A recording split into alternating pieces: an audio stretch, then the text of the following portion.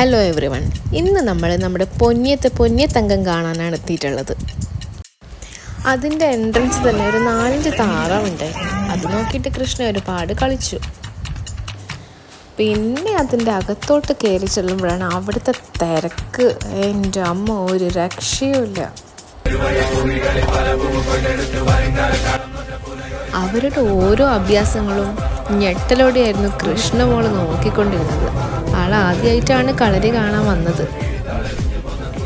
എല്ലാ ടീമും ഒന്നിനൊന്നും മെച്ചമായിട്ട് തന്നെ കളിച്ച്. ഇന്ന ടീം സൂപ്പർ എന്നൊന്നും പറയാനില്ല, എല്ലാവരും സൂപ്പറായിരുന്നു. അപ്പോൾ പൊന്നിയത്തങ്കത്തിൻ്റെ ബാക്കി വിശേഷങ്ങളുമായി അടുത്ത വീഡിയോയിൽ കാണാം. Bye bye.